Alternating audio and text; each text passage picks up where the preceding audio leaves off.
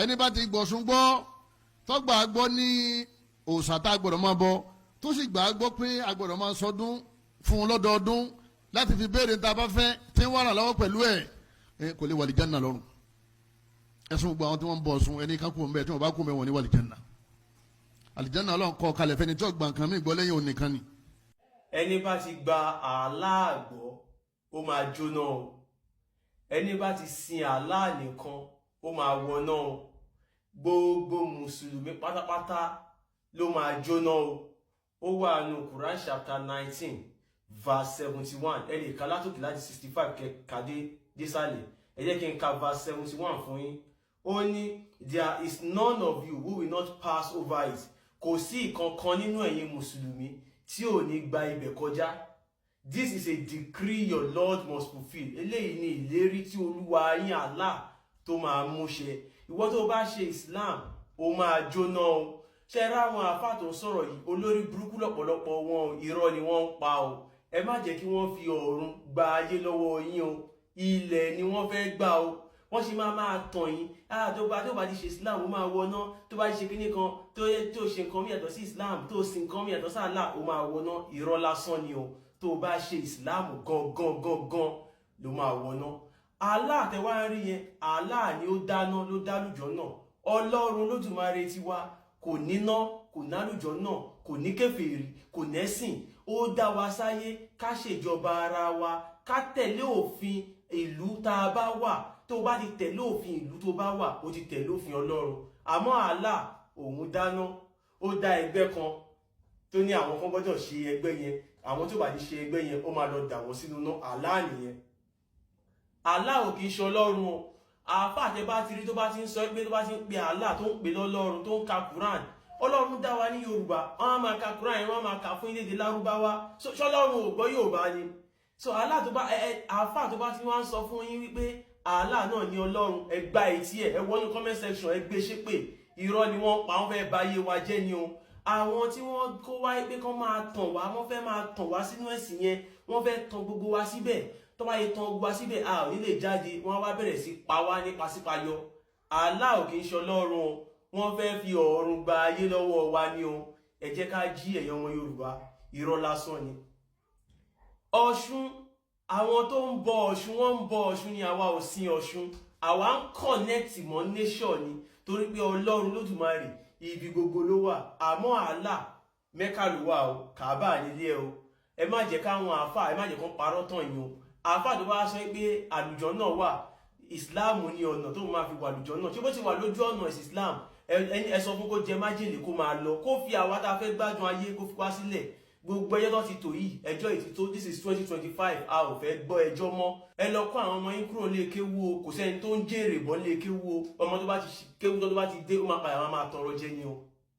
Orí burúkú ló máa bá wọn múlẹ̀ wọ́n á máa ṣe orí burúkú kiri wọ́n á máa tojọ́ kiri. Ẹ rí àwọn àfáà ìbáyé tojọ́ àwọn náà máa wá ibi tó ti ń ṣe patí tó ti ń ṣòkú tó ti fẹ́ sọmọ lórúkọ ibẹ̀ náà ibi tó máa lọ ganu sí nǹkan tó máa wá kiri yẹn o. Wọn ò ní lè ṣe ẹ wo orú kìíní ìsìn ẹ wo nǹkan tó wà lọ́wọ́ mi àwọn ọmọ kékeré ló ń ṣe.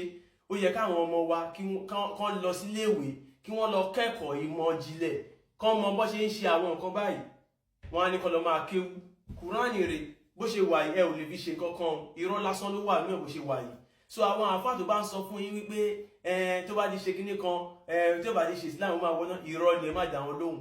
Àwọn tó ṣe Islam gangan àwọn gangan ló máa wọná. Ẹ lọ ka Quran tí mo sọ yẹn Quran chapter 19 verse 71 gbogbo mùsùlùmí pátá ni Allah máa kó sínú náà. Ó ṣẹ̀ṣẹ̀ máa wá yọ àwọn tó bá fẹ́ yọ ó ṣẹ̀ṣẹ̀ máa yọ wọn kúrò ńbẹ̀ kí ló dé tó kọ́kọ́ lọ jó wọn náà torí gbogbo mùsùlùmí pátá ló máa jóná. Àmọ́ àwọn àfáà ò ní sọ fún yín wọ́n fẹ́ tàn yín sí ẹnu kìnìún. Islam tẹ́ rí yẹn ẹgbẹ́ òkùnkùn ni o kò kí ń ṣẹ̀sìn o ó kàn ṣe bí ẹ̀sìn ni. Ilẹ̀ ni wọ́n fẹ́ gbà o ẹ̀yin ọmọ Yorùbá ẹ jára yín. Allah ò kì í ṣe Ọlọ́run irọ́ ni wọ́n pa. Ìwọ tó bá yẹ pé Ògún ni wọ́n ṣe ń lé yín lọ máa bọ́ tó bá yẹ pé Ṣàngó lọ máa bọ́ nǹkan tọ̀dọ̀ tí wá ní àfi ká lọ máa ṣe.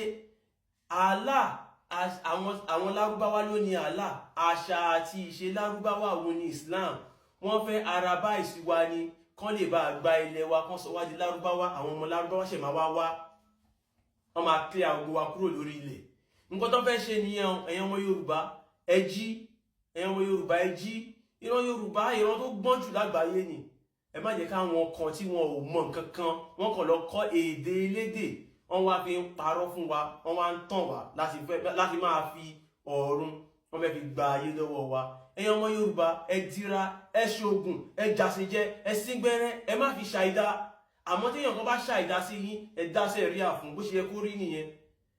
Ẹ ṣoògùn, ẹ jẹ, ẹ ní àjẹsára, ẹ lo ìgbàdí, ẹ lò fúnpá, ẹ lo gbogbo ẹ̀. Nǹkan tó lódùmarè fún wa yìí. Olódùmarè tó dá wa sílé ayé mọ̀ pé a máa ní àwọn ìdojúkọ. Ó dẹ̀ fún wa ní àwọn nǹkan tá a máa fi dojúkọ àwọn ìṣòro tá a bá ní. Ẹ̀yin ọmọ Yorùbá ẹ má jẹ́ kán tàn yín o, ẹ má jẹ́ kán fi ẹ̀tàn gbà tọwọ́ yín kúrò. Kùránì yìí kò sí nǹkan kan nú ẹ kò lè ṣe orí fífọ́ kò lè wo irọ́ lásán ni o. Béèyàn ní gírì nǹkan kan kò sí nǹkan tẹ́lẹ̀ kà ń bẹ̀ ìtàn lásán ni o. Ẹ má jẹ́ kán tàn yín ojú sí là. Àwọn àfáà ẹ má jẹ́ kán máa parọ́ fún yín, àwọn àfáà tí ò níṣẹ́. Àwọn àfáà tẹ́rí àwọn tẹ́rí tó ń sọ̀rọ̀ wọn ò níṣẹ́. Wọn ò lè ṣe nǹkan kan lẹ́yìn kan ó máa jóná, ó máa wà lùjọ́ náà, irọ́ lásán ni. Kò síná kankan bí kankan, kò sálùjọ́ náà kankan bí kankan. Ọlọ́run Olódùmarè tó dá wa kò jẹ́ asún. Kí ló dé tó yìí fẹ́ máa kí ló tó máa fi dà wá sínú náà? Ọlọ́run ti mọ nǹkan tá a fẹ́ wá ṣe ńlẹ̀ ayé bá ṣe máa rìnrìn àjò wa. Ó ṣe tún máa wá dá iná fún wa pé ó yá lọ rìnrìn àjò tó bá ti ṣe tán kó wá jóná. Ẹ̀yin ọmọ Yorùbá ẹ̀tàn jẹ lásán ni. Lẹ́ẹ̀kan sí ẹ ṣoògùn. Ìwọ tó bá ń ṣe Ọ̀ṣun lé yín ẹ máa bọ́. Ìwọ tó bá ń ṣe Ọbàtálá ẹ máa bọ́. Gbogbo àwọn òrìṣà wa ẹ jẹ́ ká máa bọ́ wọn déédéé. Èṣù láàgbé ògiri òkò ẹ jẹ́ ká máa bọ́. Every òrìṣà gbogbo wa pátápátá ẹ jẹ́ ká máa bọ́.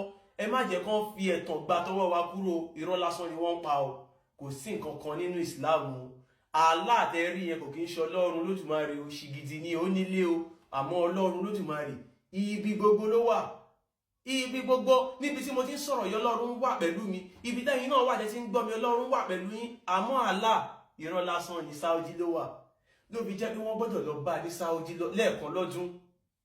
Kán máa pariwo Allah mo ti dé, èmi nìyí Allah, èmi nìyí Allah. O kò ní alábàáṣepọ̀ tó bá pa Allah lọ́lọ́run kí ló yẹ kí o máa sọ pé èmi nìyí Ọlọ́run níbi tó wà.